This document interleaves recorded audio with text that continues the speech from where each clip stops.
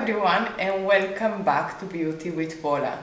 Because last time we had such an amazing feedback from all of you and so many nice messages, I have actually decided to bring him back to you and bring my amazing husband to share a few more tips and give us a few more tools for anything we do struggle with or we might struggle with, or just anything that can help.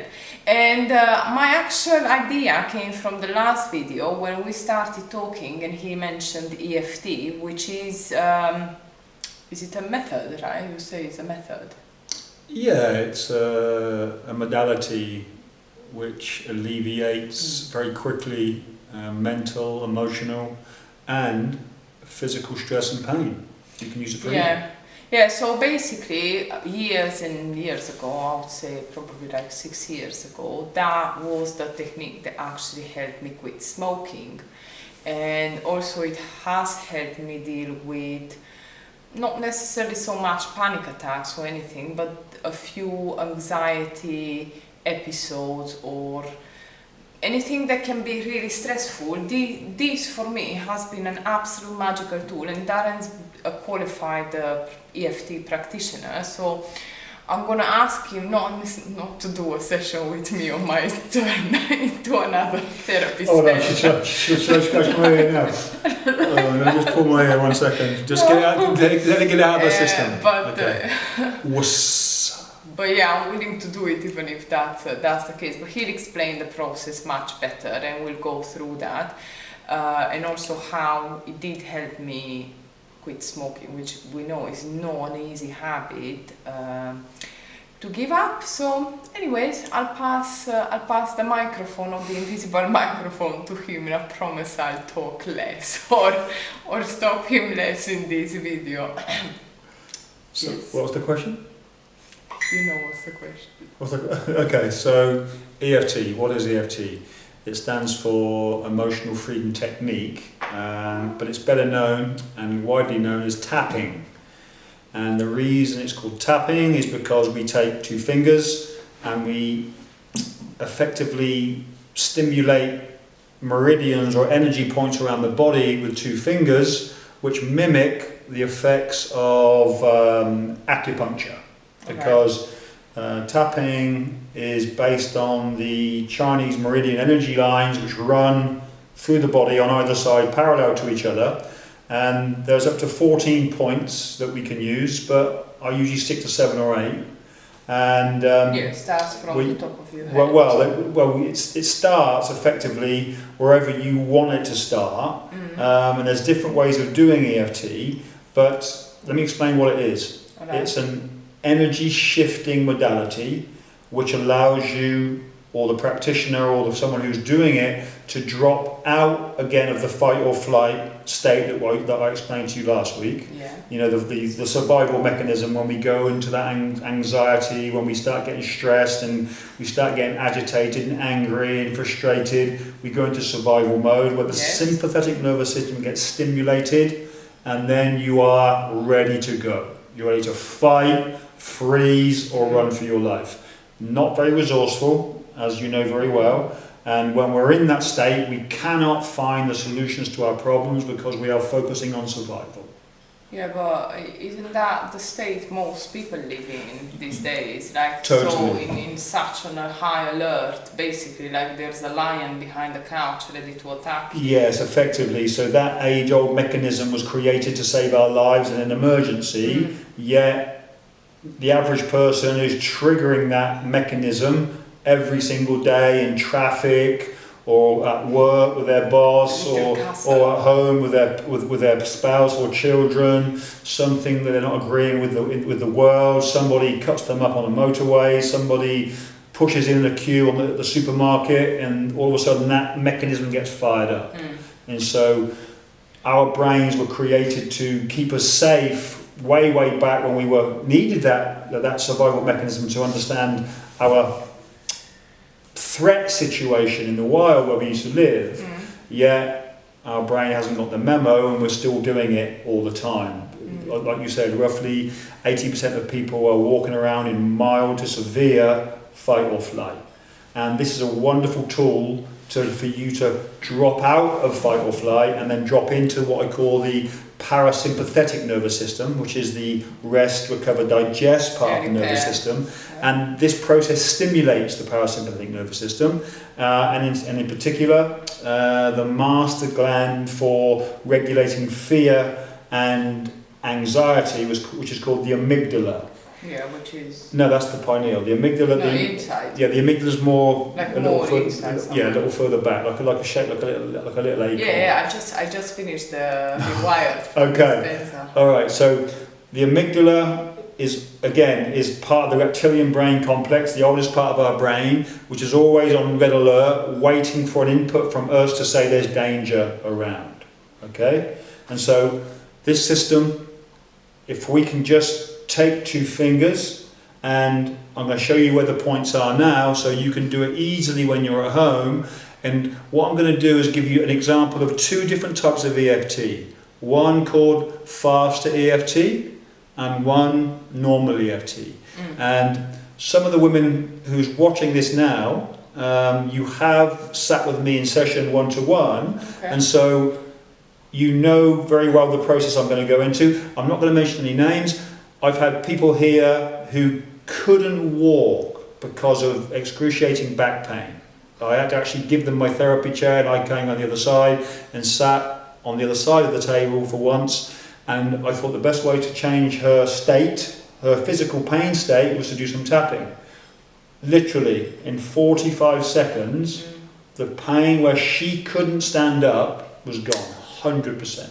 Yeah, I know, I felt it on myself, how effective it is, and also how good it was, how it changed my whole view even towards cigarettes, which was a life, well, believe it or not, I mean, that was my go-to whenever I was stressed. A bad habit, but luckily it's gone. But I mean, I don't feel right now, thanks God, I don't feel the need to smoke a cigarette ever. Like, I look at them, they don't disgust me, neither they do whatever. I just do not feel anything, like the whole feeling is completely gone towards them. Okay, good.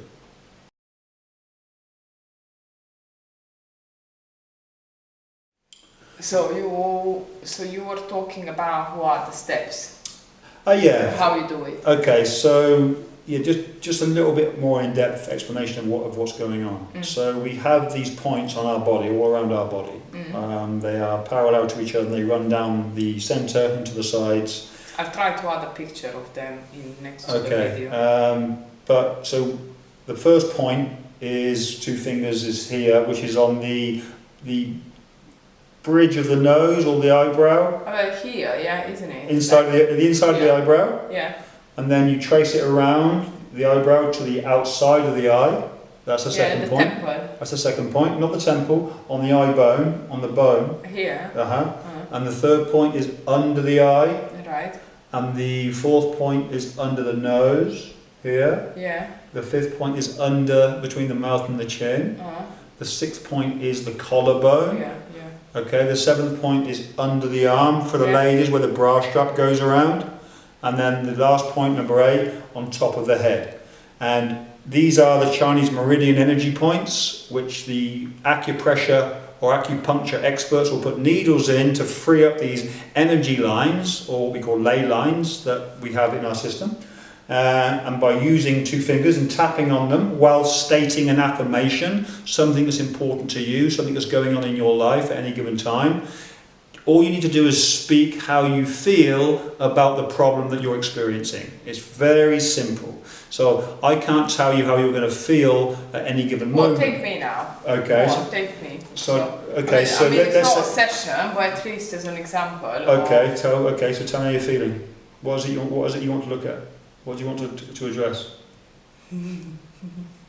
So, if you want me to take you, okay, I've agreed to take you. Give me something to work with.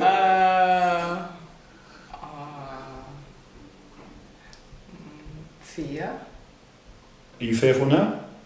Not now, but other times I am. Okay, so let's imagine that you're fearful right now. Yeah. Okay, so we want... Like, for example, when you were away, I was fearful that you're not going to come back. Okay, so if you can imagine how that felt by closing your eyes and getting into that memory... Well, it gives me a headache instantly. Well, just the thought of it now. Absolutely, because that's what we want, right? Because we want you to feel the feeling, so we can grade where you are before and after the modality. Right. So if you can get into that feeling of me not coming back, me being stuck in the UK, or me being in Egypt in hospital, something, that was horrible. something that allows you to feel that emotion. I feel it already. You feel that emotion? Yeah. Okay, and where do you feel it? In my chest. In your chest, okay. So you've located an emotion or a physical pain, and you know where it is. For Paula, it's in her chest. Okay, so then you would set up what I call the introduction phase by taking 2 fingers and tapping on the side of the palm. It's called a karate chop. Yeah. Right. The one you did. Okay, I remember now. So this is what you say. Even though I'm feeling fearful, I completely love and accept myself. I completely love and accept myself. Even though I'm feeling fear, and I really don't like it, I completely and totally accept and love myself. Knowing I'm doing the best I can. Even though I've got all this fear, I really don't like it. But I accept it. And I'm totally loved, accepted, and I'm doing the best I can. And then you go around the point speaking. Okay, so the first point. Right. All this fear. All this fear I'm holding in my body. This fear in my chest. What does it mean? What is it trying to tell me? All this fear. What could it mean? Is it okay to let go of this fear? Is it okay to feel safe in this body? I can choose to let this go. This is nothing more than a thinking process. My body feels safe. It's okay to feel safe in my body. It's okay to feel safe in my body.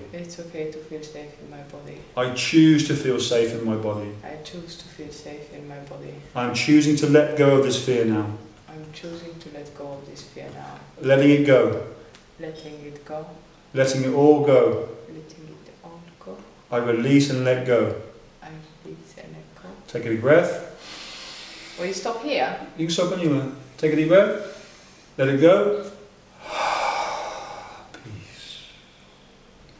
And then tune. Peace, like what? Just peace. Peace. It's like an end. It's a wonderful way of just ending the sequence. You know. Thank you. Peace. Do you need to put your hand in your heart? No, not really. So. How do you feel? Even though you're not feeling too scared. Well, I'm feeling more calm anyway. Of course, okay. Because I used to do it in the car as well. It wasn't only for smoking, but I remember even whenever I was feeling like anxious, even when driving, especially in Dubai at the beginning, I used to go, I remember even at the traffic lights, I used to do that, or on the beach. When I used to go just across the road, and I started doing that. I mean, most probably people that have seen me, so I'm completely mental.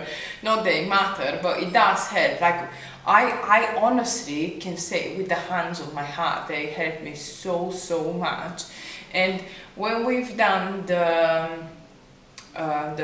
script for my smoking, I remember after 4 days, I wanted to get back to it, and Darren said, all right, let's do a muscle testing with you, because obviously we can't work together, but he's still helping me with a few bits and pieces. And when I had my hand on the side, whenever I was saying, I want to give up smoking, I don't want to smoke, I was basically lying to myself, because I wanted to smoke and I didn't want to give up smoking. I had to do it because that was the best choice, but I didn't want to do it.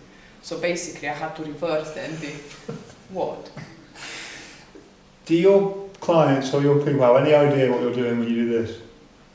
My hands out to the side, that's all you said. No backstory, no context. My hands out to the side when I was lying through my You teeth. can explain that. What she means is that it's a muscle technique, muscle testing technique. I did say about muscle test. Yeah, so it's called kinesiology. So if I hold my arm out and I put my hand on top of your shoulder and I ask you something that you know to be true. I don't think the camera can reach it. Okay, so let's do it this way. So if I ask you to put your arm out like this and I hold your shoulder and I put my other hand here, I will ask you a question that you know to be true, and I ask you then to resist against me pushing down on your wrist while stating that what I've asked you is true. So if your name's Sarah, and I say, is your name Sarah? You say yes, and I'll push down, and if it's true, it will be very tight, it will resist, because the truth resonates through the whole body. If you're telling a lie, and I ask you, is your name Jane, and it's Sarah, and you say, yes it is, I'll test it again, and your arm will come down very quickly, because it's not a truth, and your body recognises that, your mind is aligned with your body, and it will give you away instantaneously. So she's talking about that. So when I asked her, did she want to give up smoking, she said yes. It came straight down because she wasn't ready to give up because of the secondary gain, which I explained about earlier. Yeah. Right? So that's the context, that's the backstory of muscle testing. Well, okay. In my head it was very clear. In her head it was clear. To you on the page, you'd have no idea what she's talking about. So I hope you know and understand what I'm talking about. And let's go back to the EFT, the tapping.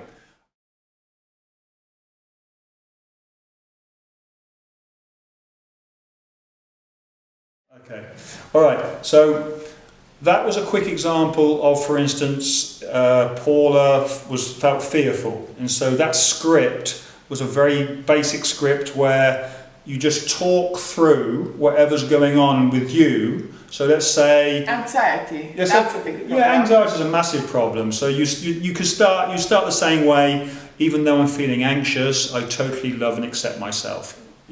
To keep it simple, say that 3 times. Even though I'm feeling anxious, I completely and totally love and accept myself, knowing I'm doing the best I can.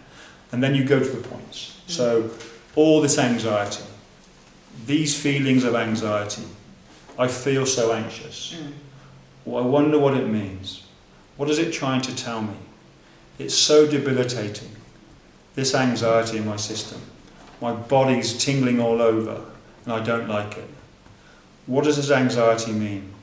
Is it okay to let go of this anxiety? I feel that I can let go a little bit. It's safe to let go of this anxiety.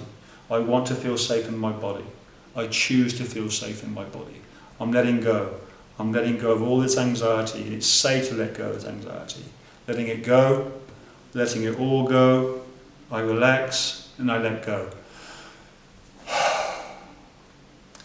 A very simple tapping, it's super easy to very super easy, tapping round, which you can do and apply it to any emotion that you're feeling. It doesn't matter what it is. It could be a pain also. It could be a pain in your back, a pain in your knee, because physical pain. I use this for migraines. For migraines, physical pain more often than not has an emotional component to it.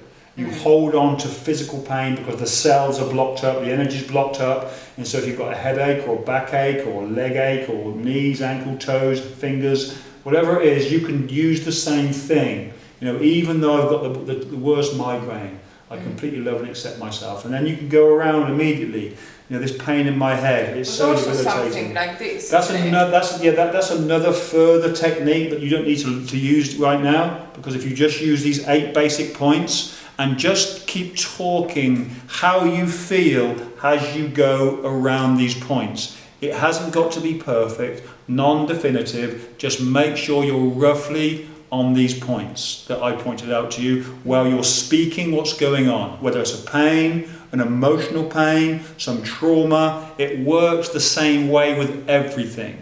And then to see where you are, before you start, give your emotion and how you feel a mark out of 10.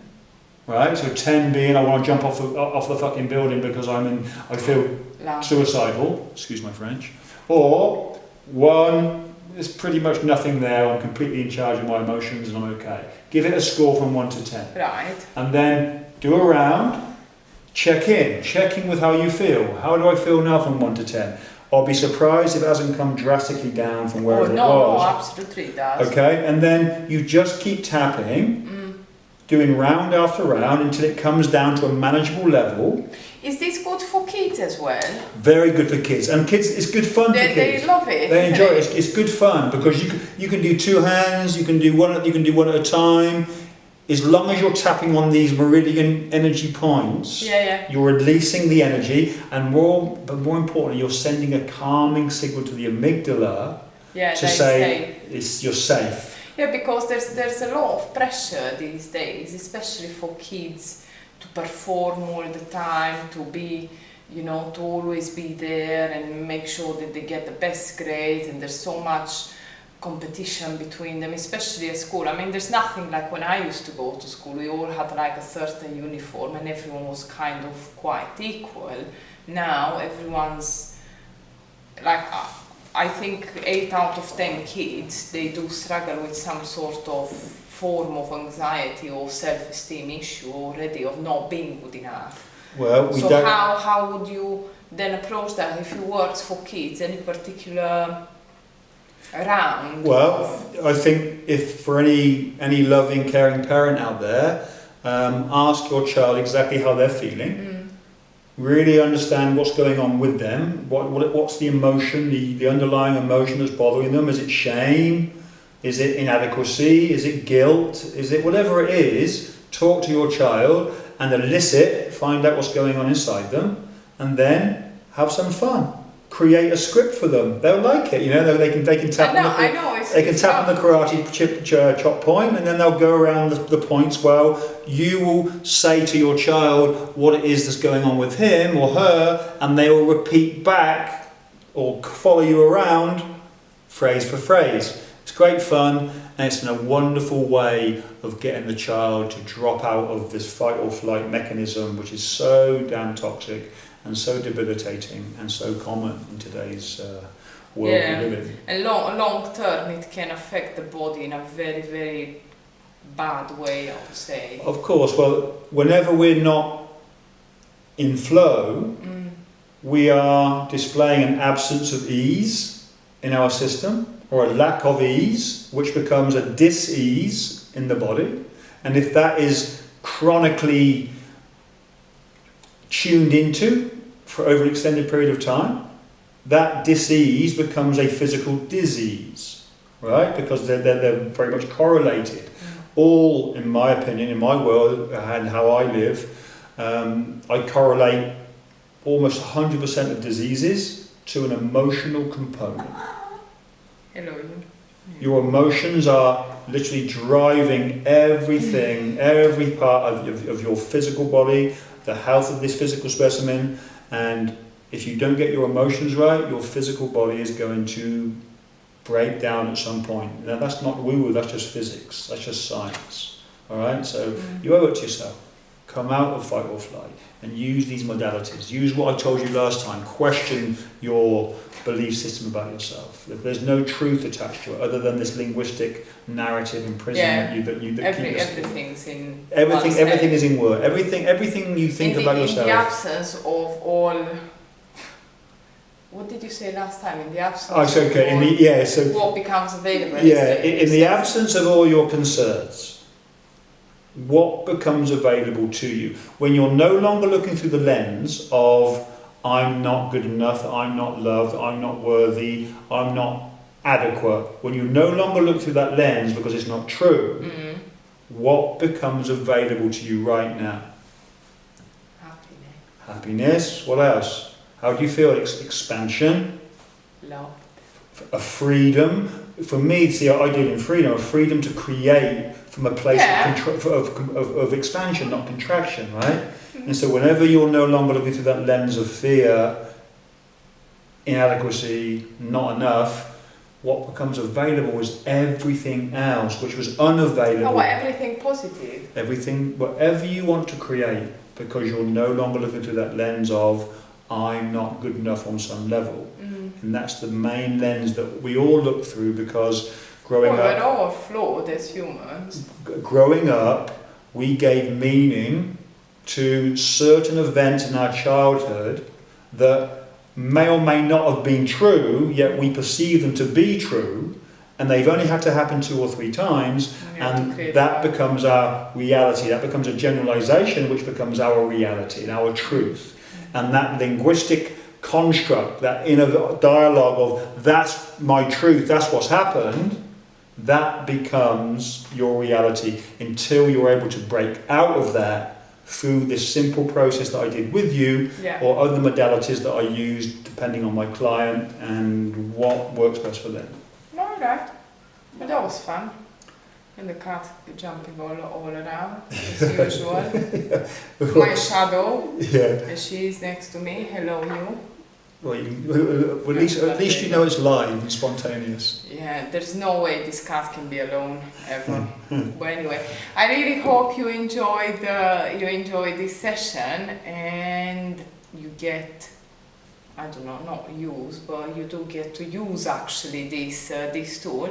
You can also leave a few questions underneath, because if I'm not going to answer them, I've given Darren access so he can answer some questions for you, because obviously I'm not a psychologist, neither am I, You're a therapist.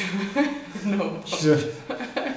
No, I don't want a therapist, so he'll do that, he'll do answer questions if you do have any.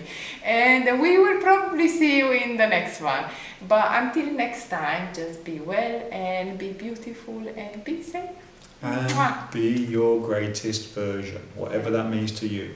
Okay, until the next time, ciao.